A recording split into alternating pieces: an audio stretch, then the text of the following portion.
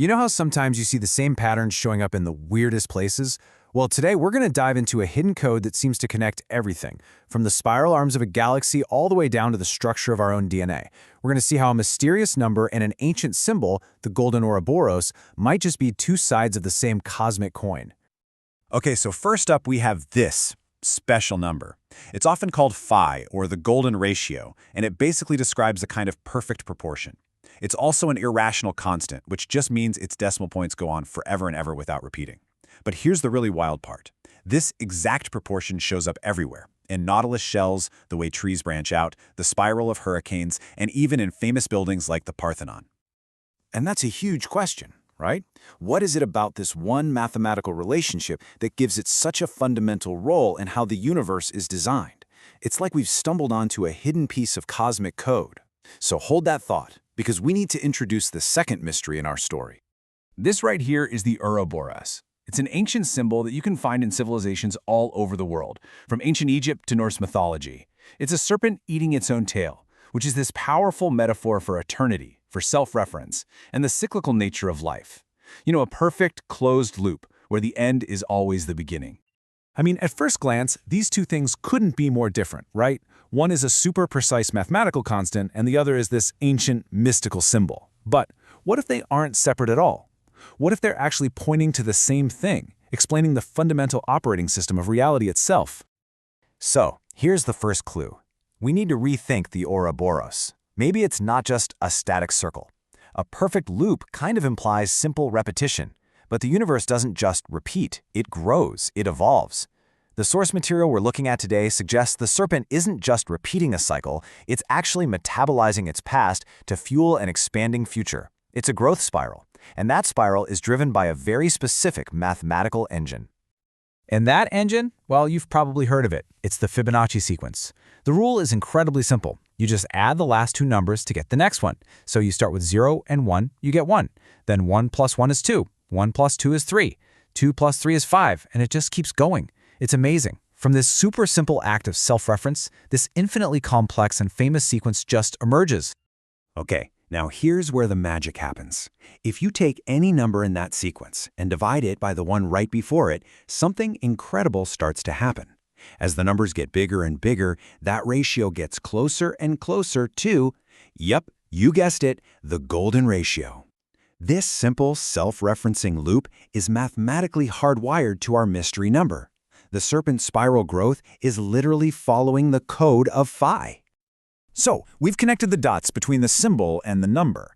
But you know, that just makes the mystery even deeper. Why this number? What's so special about this particular ratio? Well, the answer, it turns out, has to do with one of the most fundamental forces in the entire universe, the delicate balance between stability and pure chaos. All right, think of it like this. Think about rhythm. If you have a simple, predictable rhythm, like a rational ratio, say 2 to 1, it creates resonance. And that can be really destructive, like that horrible feedback screech you get when a microphone gets too close to a speaker. But an irrational rhythm, like the one from phi, never perfectly repeats. It avoids that destructive feedback loop, which allows for things like flexibility and stability. And this is the absolute key. The golden ratio isn't just any old irrational number. It is, in a very real mathematical sense, the most irrational number. It's the absolute hardest number to pin down with a simple fraction. And that extreme irrationality, that's its superpower. That's what makes it nature's ultimate shield against destructive resonance. And look, this isn't just some abstract math theory. It's literally how our solar system holds itself together. There's a principle in physics that explains how the orbits of planets avoid simple, predictable ratios. Instead, they favor these irrational relationships. And that prevents their gravitational tugs from syncing up and building into some catastrophic wobble that would send them flying out of orbit. Nature uses irrationality to build things that last. So, we've seen how phi creates stability out in the cosmos. But the truly mind-blowing part is when you see how this secret code is written directly into the blueprint of life itself. We're moving from abstract math into living, breathing biology. This is the golden angle. It's basically what you get when you take the golden ratio and apply it to a full circle. And this specific angle, 137.5 degrees, is nature's favorite solution for one of its toughest engineering challenges: how to pack things together as efficiently as possible.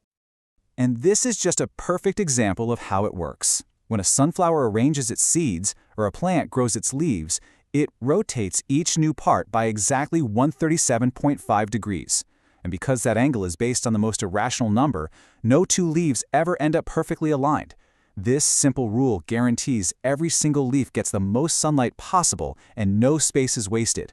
It's like evolution found the perfect mathematical hack. But it gets even crazier, even more fundamental than that. If you actually look at our DNA, the double helix, the dimensions are just uncanny. One full cycle of the helix measures 34 angstroms long and 21 angstroms wide. And what are 34 and 21? They're consecutive Fibonacci numbers, and their ratio is an unbelievably close match for the golden ratio. The code for stability is literally written into the very molecule that contains the code for life. So what's the big takeaway from all this? I mean, if the golden ratio is nature's secret recipe for building stable, resilient, adaptive systems, everything from planets to plants to people, then there must be some universal lesson in there that we can apply to our own lives. It all comes down to this idea called dynamic balance. It turns out that the most resilient systems, like living things, aren't just 100% focused on growth. They spend roughly 62% of their energy just on maintenance and managing disorder. You can think of it as paying the entropy tax. The other 38% is then used for productive work and expansion. And that 62-38 split, that's the golden ratio in action. And that perfect balance point, that's what scientists call the edge of chaos. It's that magical sweet spot right between a system that's too rigid and one that's just pure randomness. It's the place where creativity, adaptation, and life itself can actually happen. So the golden ratio isn't just some pretty number, it's the mathematical address of the most creative place in the universe. And that brings us full circle, right back to the Ouroboros. It's not just an endless repeating loop, it's a transformative engine. It consumes the chaos and randomness of the past, and, using the elegant logic of the golden ratio, it structures it into a new, beautiful, and more complex future. So the question this all leaves us with is, how can we use this principle to build more resilient systems and maybe, just maybe, more resilient lives?